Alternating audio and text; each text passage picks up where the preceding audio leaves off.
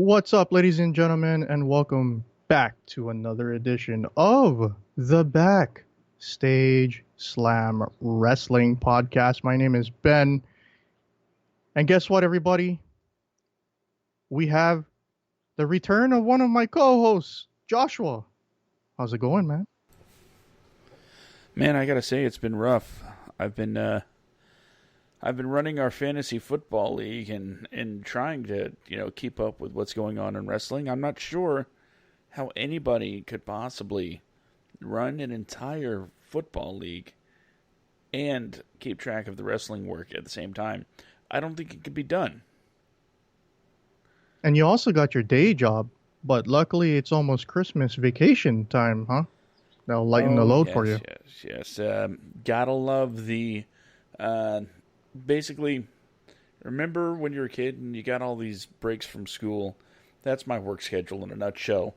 Unfortunately, it goes down to unpaid time of the year, but I think everybody could benefit from a nice 2-week break in the start of winter, and who doesn't want summer vacation? Heels don't like summer. So what you been up to, man? Well, other than the like I said, running the league, which by the way, I'm not in last place anymore, so there's that.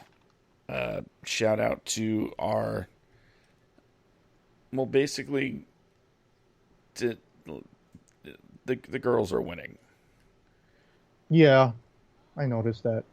You know what? I have not edited or switched any of my players at all. I just left it. I was like, you know what? If I touched it, I would have won 3 games. I knew who to pick. But I just left it alone as like, if I screw with it now, my insides will tell me, even though I could tinker around with it, because I'm pretty sure everybody that is actually playing seriously is actually actively switching around and changing their players before every game. But if I did that myself, I was like, well, we already started random generating our fantasy football team, and if I started shuffling stuff around after the season starts, it wouldn't sit well with me. It would feel like I'm cheating, even though it's not. So I just left it be. And I think I'm like second to last place or something. I don't know. Well, I recently beat you, so Mm-hmm. you might just wind up in that last place spot. I haven't actually checked the score after this past week. We'll see how it goes tomorrow. Yeah, I checked earlier, and 3 of my guys are in a bye week. And I'm like, no, this season's already going so poorly. But yeah, you're 2-5 in last place. I'm 3-4. And my sister of all people is winning the league now. Wow. Okay. Yeah, go ahead. Yeah, like it's tough running an entire football league, even if it's fantasy, because of all the wheelings and dealings and trying to research your players and blah blah blah. But hopefully, since things are not necessarily getting any smoother in that regard, you heard my record, but maybe the secret is do less and get more done. Mm-hmm. All right. So, besides that, you took should I say, lengthy sabbatical. Not as long as Michael, but now that you are, can I say, back-ish, we'll see next week. As long as our schedule works out together. Yeah. I mean, I have been recording at around this time.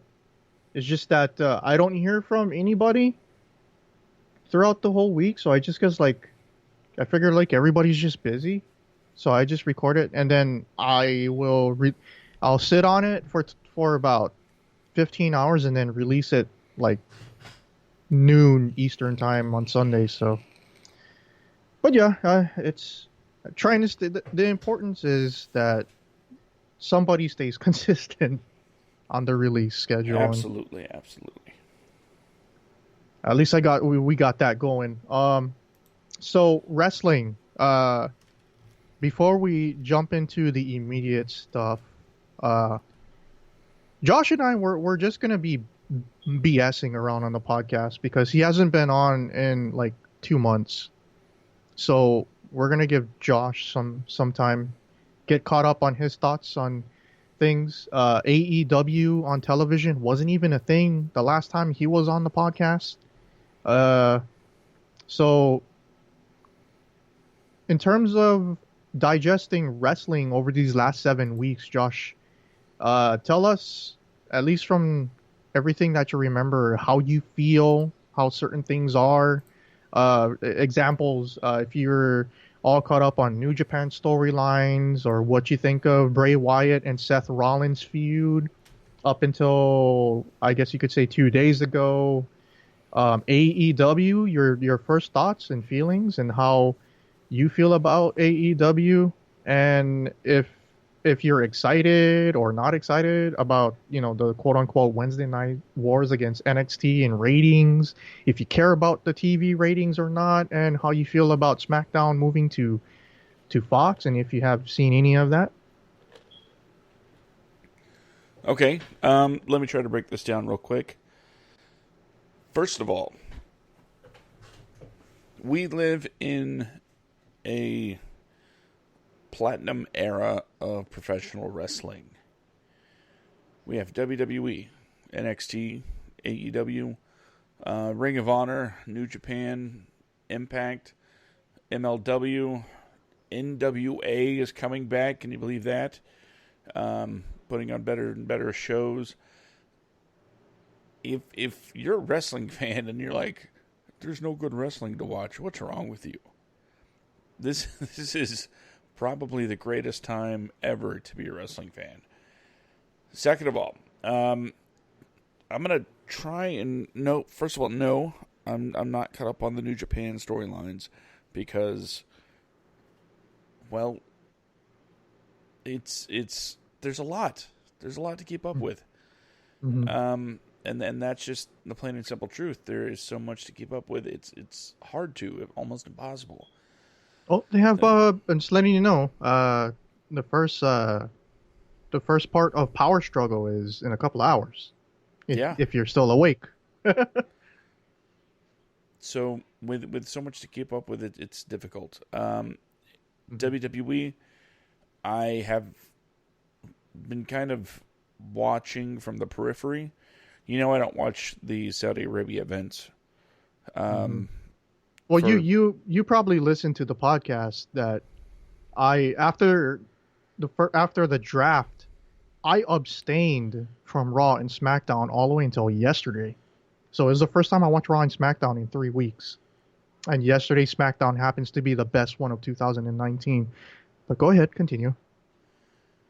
Well, I've been keeping track of the stories, as they pop up on the Facebook, The YouTube, and things like that. And it's weird. I keep hearing such great praise for SmackDown this week, and the weird part is, a lot of the roster was stuck in Saudi Arabia for a long time. So it really was some kind of which a straight together show. Some of which just left like 8 hours ago. So keeping that in mind and hearing the praise heaped on the show together, it kind of takes you back to that Attitude area, not because of gratuitous sexiness or language, as what everyone attributes the Attitude Era for being great, but just the idea that the WWE is at its best when it's thinking on its feet, when it's kind of doing things on the fly.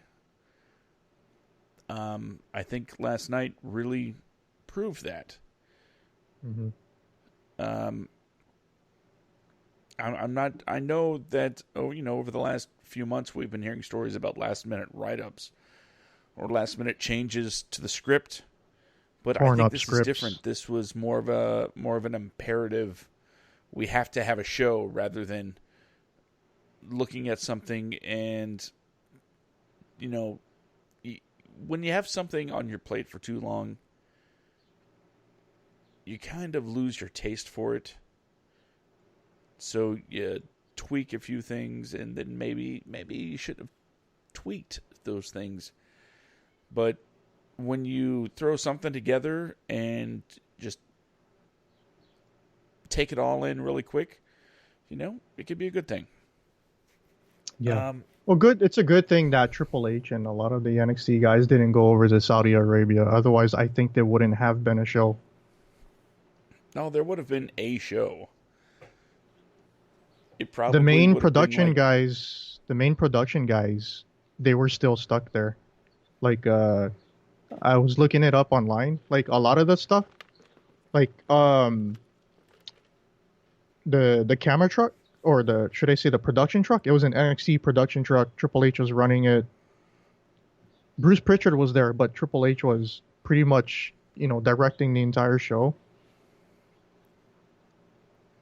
So for all intents and purposes, last night was NXT was produced by the NXT team, which is probably why it was so good. and that kind of brings me to my next talking point. You asked for my impressions of AEW and put it into perspective how they're doing against their same night competitor NXT. I have to say that when it comes to this Wednesday night war that people are talking about, I think it's nothing. To be perfectly honest, there's a few jabs here and there, but honestly, NXT and AEW, yeah, they're competing for the same eyeballs, that hardcore wrestling fan. But you know what? It's exactly like we said it would be They're weeks ago, both good. months ago. People will watch what they want to watch first and then watch the other one later. We don't live in an either or environment anymore. We can do both. And I think that's what a lot of people are doing. Hmm. Is it splitting the audience for Wednesday night? Maybe. I'm not saying that everybody would jump over to the other show if the other one wasn't there. But I am saying that it is my belief that you could probably come close to adding both viewership numbers together and get a real idea of what the wrestling audience is for those products. Just because they're not doing it live doesn't mean they're not doing it at all. So I that's where I feel as far as the war goes. There really isn't one. Just a few insults, a few this, few that. But bottom line, if people want to watch both, they're going to watch both. Now, so basically you're saying they're both good. well, that's what I'm about to get into. The quality Okay. of the shows. NXT is NXT. You know what you're going to get. Hmm. They've had years to put their style together, and they do it well. AEW, it's fresh. It's something new. They're still trying to find their footing. That's why when I read sometimes responsible critiques of AEW,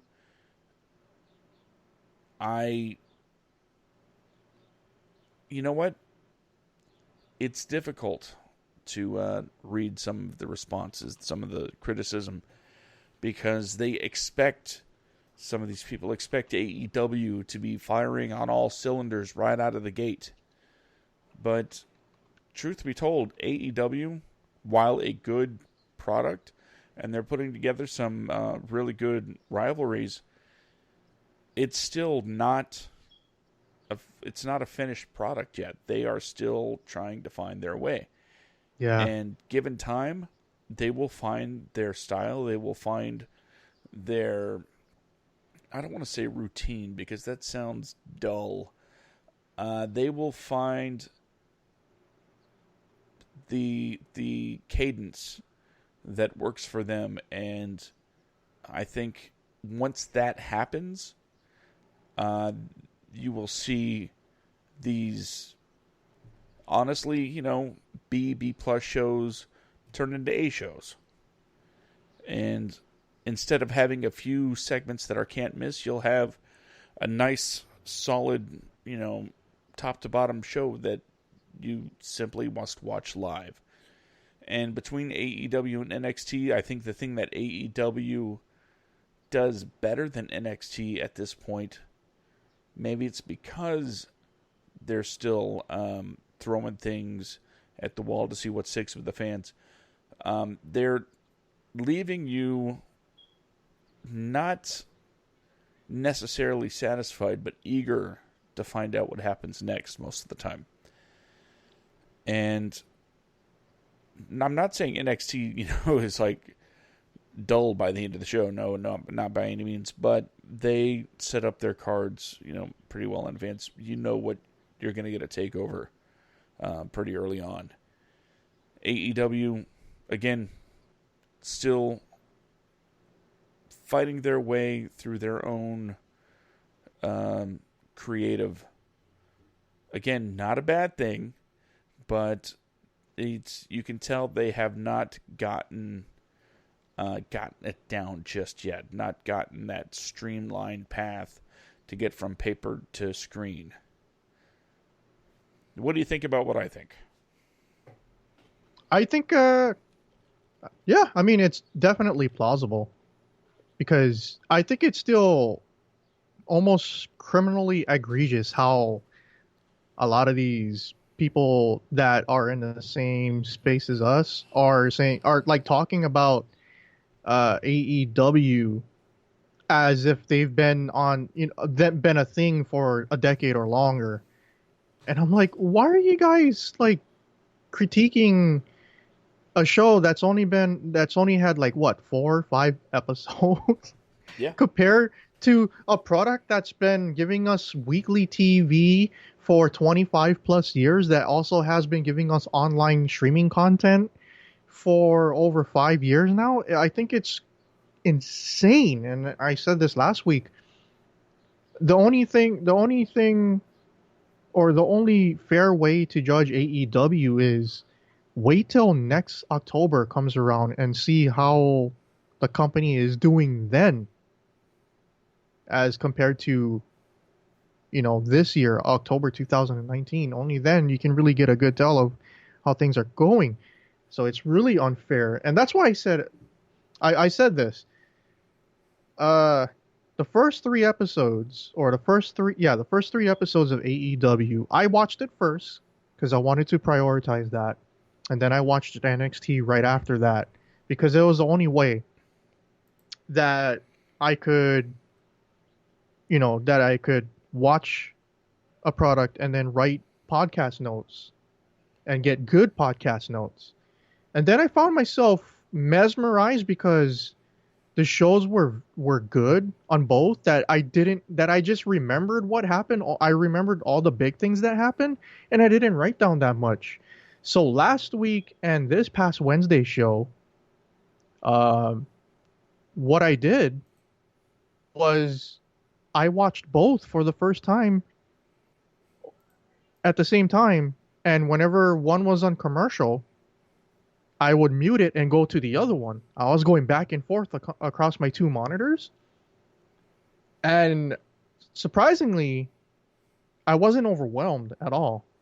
There was some parts where, like, if there was a talking segment on AEW, I would pay more attention to the wrestling. And then I would go back online and check out that talking segment. Like, I missed the entire part where Tony Schiavone and Cody Rhodes was talking in the limo on the car ride over before they showed up at the arena. And during that time, it was I think it was Io Shirai match going on, and I was like really heavily invested in that. So when it came down to these last 4 or 5 weeks, I said AEW. I enjoyed AEW better on the first, second, and third week, and then last week's show, I thought NXT had a slightly better show, and then I'm announcing now. I'm saying that NXT for the first time put on a better show. Excuse me. No, this Wednesday show, it was NXT was a little bit better than AEW in my opinion. And then last week it was both a tie. But regardless, none of the shows was decent. None of the shows was bad. They were all good.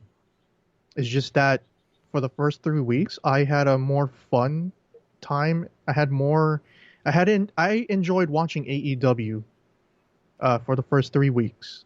Last week, I thought they both did great, and this week, I thought I had a little bit more time enjoying watching NXT than AEW.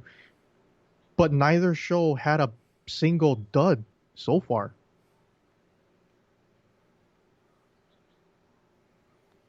Yeah, I can honestly say the same thing.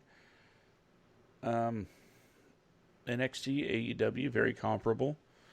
In fact, I think I would rather see the NXT versus AEW crossover rather than the NXT, WWE invasion. I thought, you know what? I wanted this to happen. Let's talk about Survivor Series. Let's bring that up since it's the current thing now. So, and just in case anybody that been living under a rock, Survivor Series is now Raw versus SmackDown versus NXT. Yes, NXT is invading Survivor Series. But the way that they're making it look like is that Raw and SmackDown are eventually going to team up to fight against NXT because Triple H is that much of a badass and the way he pitches things. And I think that's what's going to happen. So I don't know. I've always said, like, besides WrestleMania, Survivor Series was, it used to be my favorite, and then it became the Royal Rumble because Survivor Series didn't mean anything, at least for me, since 2008. 2008, Survivor Series stopped being good. It stopped mattering to me. Like, it just didn't matter anymore for some reason. Nothing big actually happened in the Survivor Series for such a long time. It's been a decade for me to really enjoy it, but this is going to be, in 10 years, my first time that I'm really excited for Survivor Series. I don't know how. What about you? What do you think? The NXT addition to Survivor Series has made it more interesting because God only knows that the only night of the year where Raw and SmackDown go head to head, except for that other night of the year, and basically any episode of Raw or SmackDown, or it really lost its except for the Crown Jewel tag teams. I mean, Raw and SmackDown was trying to battle who had the best tag team in the world.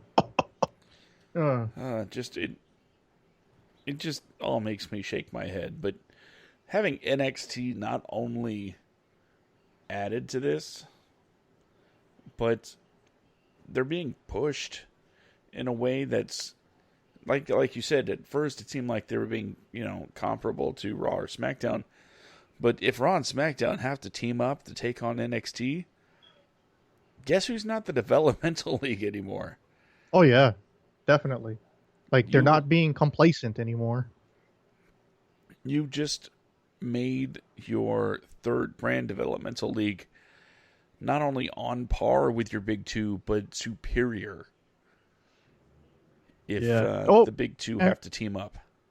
They made their champion go over a 5-time WWE champion clean. Whose gimmick is that he doesn't do clean matches because he's a heel, a monster heel. Adam Cole went over clean on Daniel Bryan. And I know Daniel Bryan had a lot to do with that. Yeah, I don't think Daniel Bryan has the self That was control in his body when it was that comes to. officially the first time they've ever wrestled? I went and tried to look for indie shows, Daniel Bryan versus Adam Cole. I couldn't find any. Well, did you look up at? Oh, I don't remember what it's called. But Since you're I saying honestly that, then don't I'm know. assuming they did wrestle each other. Never mind then.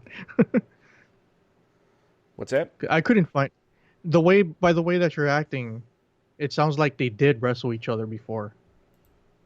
Honestly, I don't know. Oh, okay. And I'm not really sure. I can give it a look real quick. What were we talking about? Adam, never mind. We'll just skip that. So Crown Jewel, you caught up with that? I know you didn't watch it, but did you check out any YouTube highlights or read up on it? All I found is like some fake reports, that Yeah. uh, Braun Strowman got knocked out or counted out or something. Hmm. Did that happen? Yeah. But Oh, it wasn't a legit knockout. Uh, I think he oversold it though. But uh, I'm gonna be honest with you. I woke up early, so early that I woke up 45 minutes before the kickoff show started, and I was like, wait a minute. I thought it would start it at 4 a.m., but no, it started at 6 a.m. my time. So I was like, oh, shoot, I'm going to watch it, even though I didn't plan to. But, I just went to bed at 7 o'clock in the evening the night before, and I woke up. I had like 10 hours of sleep. I felt super refreshed, and I watched it. Honestly, I said, as a regular paper, or as a pay-per-view in general, it was so-so. But I thought that this was the best Saudi Arabia show that out of the 4 or 5 that they did, and I wholeheartedly, honestly think that, and a lot has to do with it because they didn't pack this show that much, Josh. This show was shorter than I thought it would be. Um, the Brock Lesnar match, well, I don't know, man. now I It heard this can't be true. That it lasted less than 5 minutes. it wasn't even 2.5 minutes. Oh, They went in. They basically did a mini MMA match where they were feeling each other out, and then all of a sudden, Cain Velasquez uh, does a lunging knee, which looked like a low blow because Brock Brock fell backwards after that low knee to the midsection, and then he turtled up, protecting his groin area, and then that's where Cain Velasquez would, jump in and do ground and pound. But Brock Brock pretty much did something amazing. He legitimately did a jujitsu move where he ended up catching one of the legs of Cain Velasquez, and he pulled him into guard position where he was able to wrap him up and immediately put on the Kimura lock. And yeah, that's it. He submitted him in about 2.5 minutes, huh. and then he kept it on for a full minute after that. He didn't let go. Rey Mysterio came down and beat the crap out of Brock with the steel chair. Yeah, I think he hit Brock like 20 times with the steel chair, chased Brock out of the ring.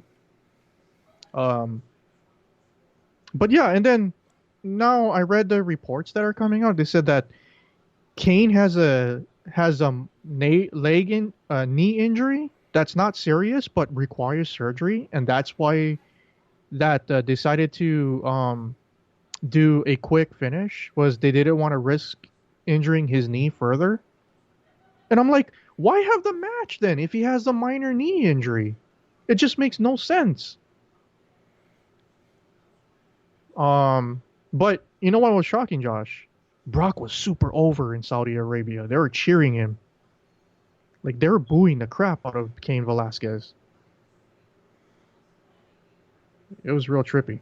That is Uh, interesting. Another thing that pissed me off, it wasn't the women's match. I thought the women's match was okay. Um, but when Natty came out during her entrance, some douchebag threw a fucking water bottle at her and it hit her. The camera caught everything too, which was, Huh. yeah, she got hit with the water bottle. Uh, but props to the commentators. They I knew like they all saw it. I'm pretty sure like it was clear as day. Everybody saw that the water bottle hit her. And Natty shrugged it off. They put on a decent match and dude, the majority of the crowd was digging it. Like people was cheering. Like even some of the Saudi officials sitting up in the front, they were clapping for the women wrestling. And then the touching part at the end where Lacey Evans and Natalia embraced and they went over to one of the female government officials and gave her a hug and all that stuff. So that part, that part made me happy. But at the same time, I was like, okay, this is a little bit political and propagandish, but I understand why they did it. I don't agree with it, but it was a feel good moment that came off well and not forced on TV. Then they had the tag team turmoil crap, which was a throwaway. Um, and then they had the team Hogan versus the team Flair. It was fine. Honestly, it was fine. I wouldn't be surprised if there was a 5 versus 5 that ended up being the same way. The only difference between this 5 versus 5, Josh, was there wasn't any quick in succession eliminations like WWE is prone to doing. Like the first elimination didn't happen for like the first 10 minutes. Actually, no, there wasn't any elimination. It was just a straight up win. That's why the match kind of went long. Here's me thinking that it was a elimination. Yeah. Um, but yeah, the match went pretty long. It didn't um it didn't have like that quick tag match that they had. And then the Universal title match where, we got to see the curb stomp 10, 15 times all over again. And we're like, oh, here we go. Let's see how they're going to find a cop out. A giant 55,000 seat arena, in red lights. It looked horrible. And I know the people in the fans that were there, they grumbled because it was blinding to some of them. But yeah, the Fiend won the title, and guess what, Josh? I don't know if you're going to be surprising me here saying this, but I didn't give a crap because it felt unimportant. Wait, so the Fiend did win the title? Yeah, the Fiend is the Universal Champion. Man, I thought all of those reports I read were fake. No, Wow. it was so flat. It was. I'm happy he won, but oh man, yeah. And It like just doesn't everybody sound was just like it was tired. very exciting. It wasn't. It was the same match they did at Hell in a Cell. It's just there wasn't a Hell in a Cell, and there wasn't all the bells and whistles of all the, there was chairs and stuff, but and there was a sledgehammer, but you know, uh, they took the match up to the stage. Um, they did curb stomps up there. Then the Fiend ended up getting slammed through one of the production boxes, and then they did the staged electricity explosive pyro that makes it look like there was an electrocution. Then a whole bunch of people came from backstage and did the whole fire extinguisher spot, and then you had Michael Cole saying, "Oh my God, he could be dead," or whatever he said. And then Corey Gray's like, "Well, guess what, Michael? There must be a winner in this match." there can be no stoppage in this match as a stipulation. So Seth Rollins is like pulling the boxes to make to make way to get so he can get to Bray. He peeks over thinking like, oh, Bray's not getting up because he's electrocuted.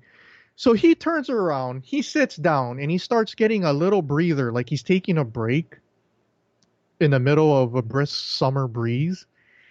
You see him sigh, and then the camera. This is a beautiful shot. I gotta give credit to WWE.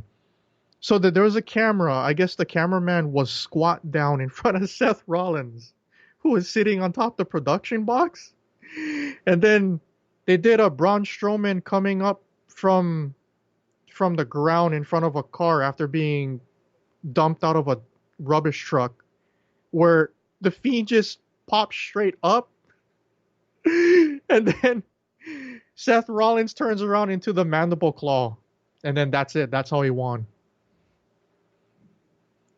And it fell so flat. It didn't come off well on TV and for the live fans because I'm going to tell you why.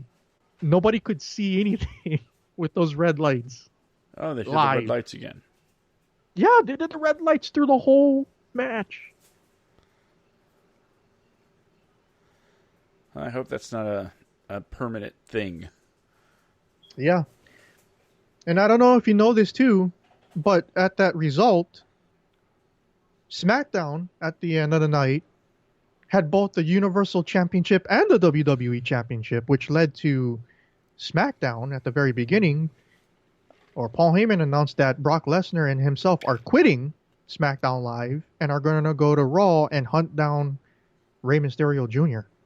So I'm assuming that they're going to do an angle where Brock is a free agent, signs with Raw, and then they're going to move the WWE title to Raw. And then SmackDown's going to have the big red strap? Or are they going to change it to blue? I don't know. We shall see. Well, I'm glad Strange. they're already negating their big draft event. It's like it's like a wild card rule, but not really. Hey, you know those contracts you signed to be on specific brands? They don't mean anything. Well, here's the thing. They put that over, actually, since the Fox deal started in the beginning of October. They used that as a guise for Heyman put that over, saying, "Oh, do you know why Vince McMahon won't allow Brock Lesnar to beat the crap out of Rey Mysterio? Because he brought up the fact that Brock is contracted to Fox, and Rey Mysterio is a talent who's contracted to the USA Network." And Vince said no, and then he basically tried to bury it and saying, "Screw it. I'm Jewish. My people are the best when it comes to suing. If WWE is going to sue us, we'll sue them back. We don't give a shit." And he actually said the word bitch or bitches really loud and clear. And I remember like the camera in like the third or fourth row, after Paul Heyman said bitches, there was this mom who immediately went over to go earmuff her little boy and cover his ears, and she ended up smacking him upside the head, and he went flying. Oh man, it was so funny and awkward. But yeah, that's basically all of that. And then yeah, the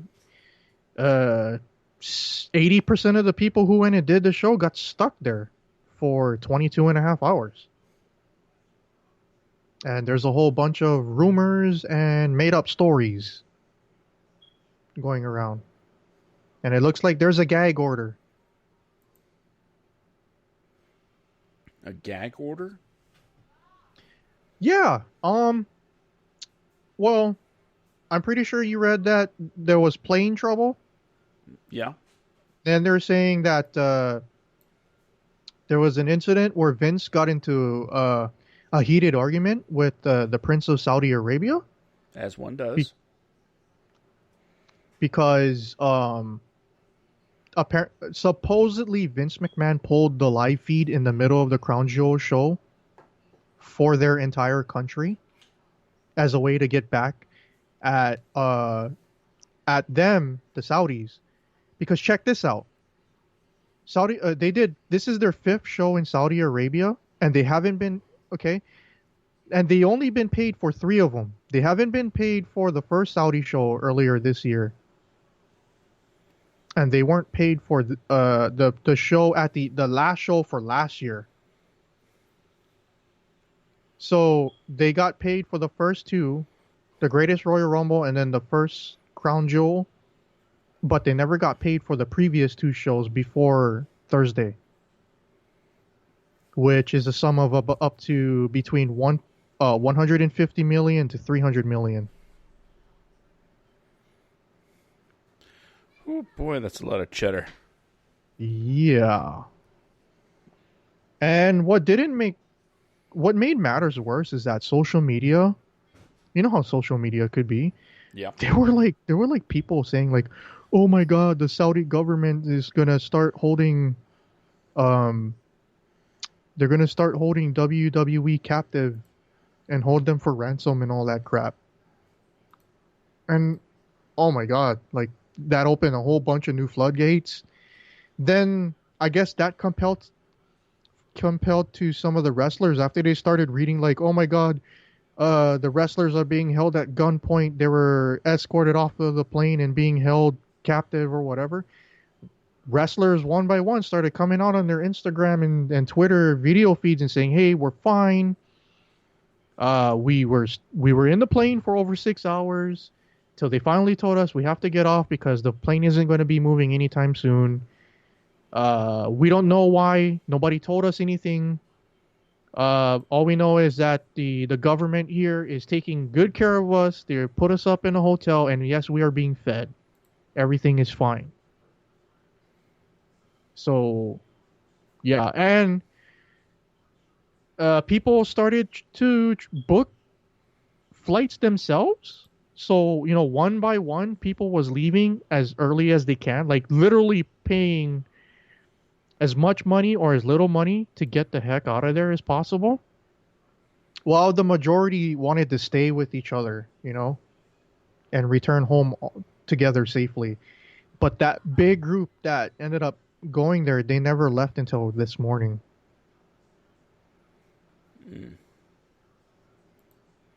So, they're not expected to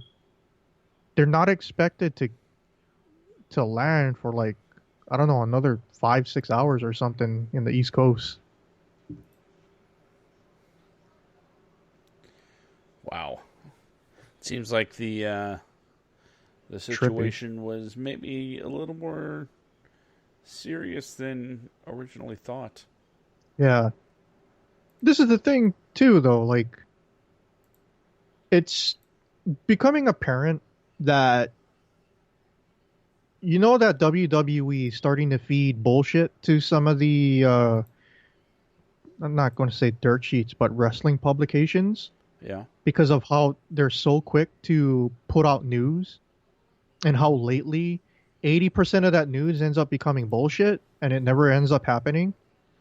Well, like the first news that came out was like, "Oh, they're having airline trouble." The second group of news is there's some kind of drama with Vince McMahon. We don't have any word on it yet. We'll get back to you soon. And then at this point, 7 hours had passed since Crown Jewel finished. Then they're saying the wrestlers and the production group that are still there, they're very angry and upset. They are locked in a plane, and for some reason, the Saudi government is not allowing them to leave, and they're all still in the plane. And then fast forward 11 hours after that, it's the news then says, the Vince McMahon, cut off the live feed during Crown Jewel to get back at the Saudi government because the Saudis owe WWE a huge. They haven't paid them for the previous shows, and I'm like, holy crap! Like, how close is this to becoming an international incident? To the point where CNN started to pick up on the news. It's not going to. It's like WWE wrestlers abandoned at the an airport in Saudi Arabia. The government not allowing them to leave. I'm like, what? I mean, if At that we couldn't do anything, okay, let me put it this way: if a U.S. reporter could be, killed and chopped up, and the repercussion is we sell the country weapons, then I don't think this would have constituted an international incident as far as government goes. right. No, but I'm not saying that. This is social media. It's like, oh my God, there's gonna be a war. I'm like, Jesus Christ, just calm down. The wrestlers already said 5 hours ago everything's fine. There is no acts of malice towards them. Oh, so like, it's just social media. People just being stupid heads, and a part of that to blame is, I don't know. If they should have waited. That's why I said I'm gonna give Meltzer credit because at least he kept mum about it until he actually talked to somebody that was there. The same thing for other publications too, where like smaller wrestling websites, they were posting stuff every 30 minutes. Here's the newest update. Here's the newest update. Here's the newest update. And it's all the same update as the previous one with no added information. So I know, I don't know. It was just a mess. And Josh, they're locked in a 10-year agreement. They got 8 more years, Joshua. If they're not paying WWE, why the hell is WWE gonna, what will compel them to continue if they're not gonna get paid? It just doesn't make any sense. It's the only reason anybody thought it was okay that these shows were happening in the first place. The fact that they're getting so much money to do them. But if you take the money off the table,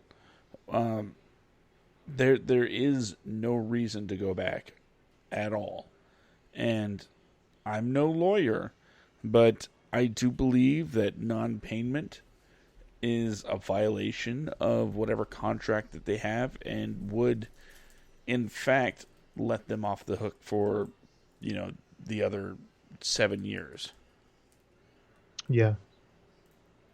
Yeah. But again, I'm no lawyer, so that's just my speculation. It's just a mess. All right, we're getting close to the end here. Are you excited for AEW Full Gear? Am I excited for what? AEW Full Gear. It's the next pay-per-view predictions event. I'm going to be putting that full card out this Wednesday night at the end. They only have like 5 or 6 matches confirmed. I'm led to believe that it's going to be a 9-match card total. So, yeah, of course, we got Chris Jericho versus Cody for the title. We're finally getting Moxley versus Kenny Omega. Then this past Wednesday, we had Adam Page calling out Pac for a rematch. We got that. So those are the 3 main big ones. And then we got the Young Bucks taking on the Lucha Brothers again. And then we're going to have... No, not the Lucha Brothers. Excuse me. We're going to have the Young Bucks taking on Proud and Powerful. Ortiz and Santana of the Inner Circle. And then it looks like it's not these two matches is not official, but I seen the poster for it and it kind of looks like it's going to be this. So it looks like we're going to have Riho defending against her teacher, Emi Sakura. And we're going to have B. Priestley versus, oh, geez, why can't I think of her name? Adam Cole's girlfriend. Britt Baker. You mean the dentist? Yes. So those two women's matches have not been announced, but there's a whole bunch of posters showing those matchups, or those women being poised to face off with each other. So that's 6 matches right there. What about the tag titles? I don't know if they're going to be defended or not, because the champions was just SU was just crowned. Right. I just figured there might be a tag title match on the show. Yeah, like there wouldn't be any build up to it unless something happens this Wednesday on Dynamite. But yeah, I think I imagine that the Young Bucks versus Proud and Powerful would be the match that determines a new #1 contender to face SCU. At least that's what I'm being led to believe.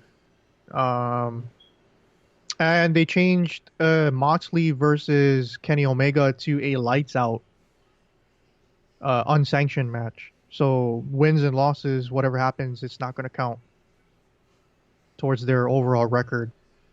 And John Moxley caught a promo on how he wanted to beat the so-called best bout machine, that he had to struggle at the other place, quote unquote, for years and had to deal with their bullshit. Now he has to come here and deal with this bullshit because, he wanted to beat Kenny. And now he's saying, well, since it's unsanctioned, then I am not going to be held responsible of what I'm going to do to Kenny Omega, and his blood is going to be in your hands. And he was talking to Tony Khan, and they did this in a really good way.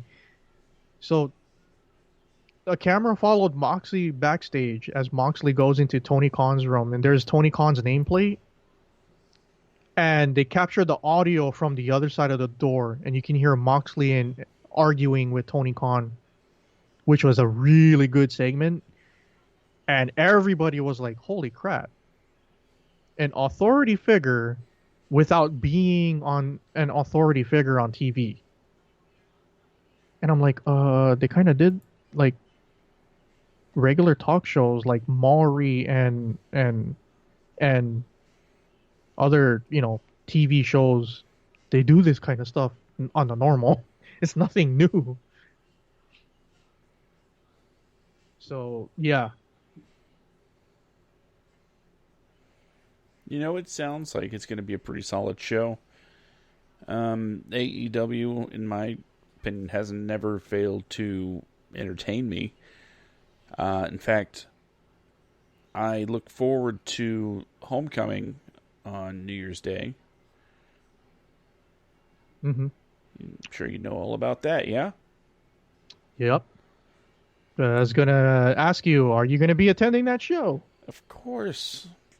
It's going to be in my backyard, you got man. sick. You got sick on the first one. And you wasn't able to go. Yeah, and I mean, if they would have let me out of the hospital, I would have been there, but you know how doctors are. Yep. Okay. But yeah, this is going to be a full year. Is going to be a good show, no doubt about it. Am I expecting some sort of show of the year contender? No, not by any means.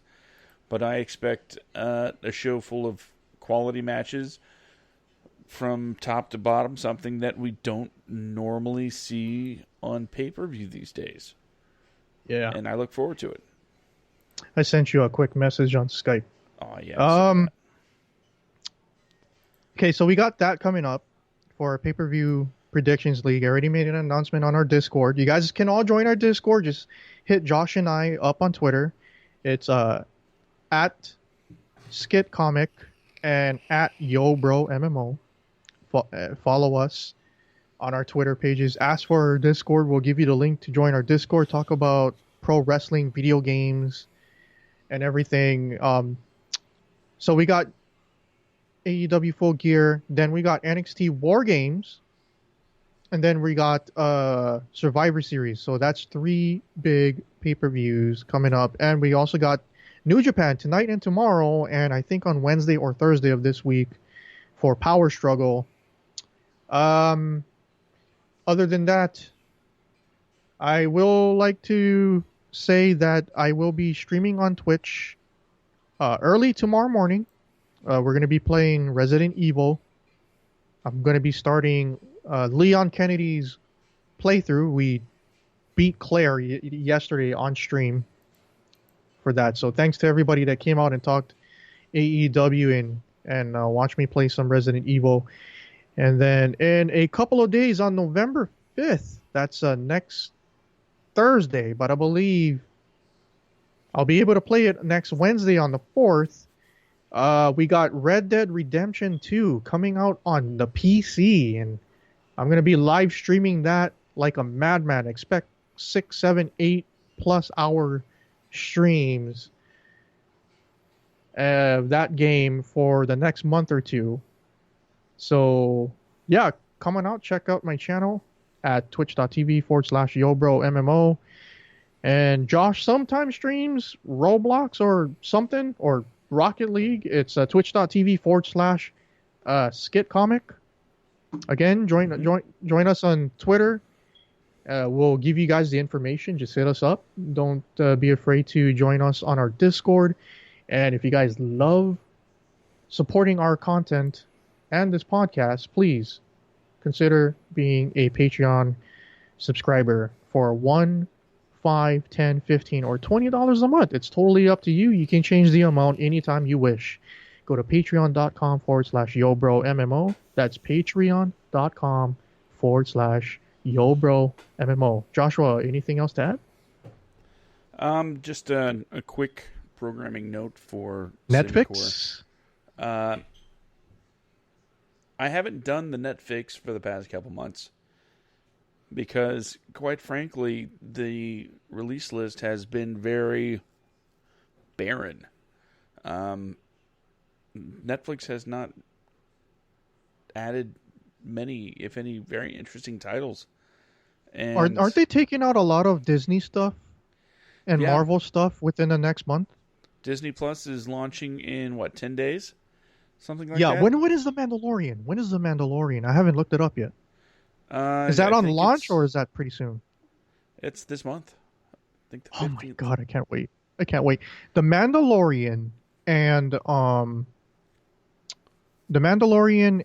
Netflix's The Witcher are 2 of my most anticipated shows for winter season. And I'm waiting look forward to those.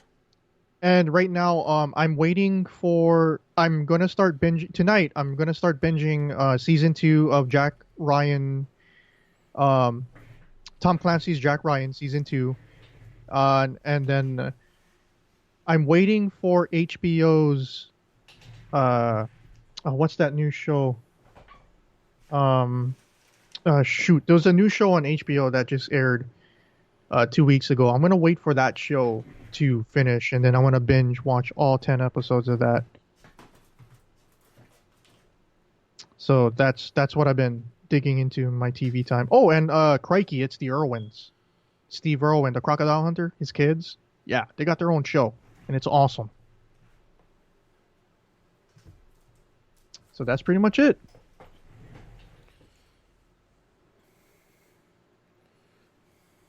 All right. Thanks for listening to us. We will be back next week for... we won't be able to do our predictions before because next Saturday is going to be Full Gear. So we'll just do a review for that. So we won't be able to do a prediction. I got stuff going on in the weekend, so I won't be able to watch Full Gear live. And but yeah, it's unfortunate. So for those of you that are taking part in the pay-per-view predictions league, we'll be opening that up on Wednesday. Because there's only 4 official matches announced. I cannot give you. Actually, you know what? We'll do a mini one right now. All right, Josh. Kenny Omega versus John Moxley. Who you got? I got John Moxley. Ditto. Cody Rhodes versus Chris Jericho for the AEW title. Chris Jericho. Okay, I got Cody Rhodes winning, but he doesn't become champion. I think what's going to happen, we get a dusty ending. I think Brandy Rhodes is going to turn heel on her husband. So yeah, I got Cody winning, but he's not going to get the title. Let's see. Tag team match: Young Bucks versus Pride and Powerful. Santana and Ortiz, formerly known as LAX.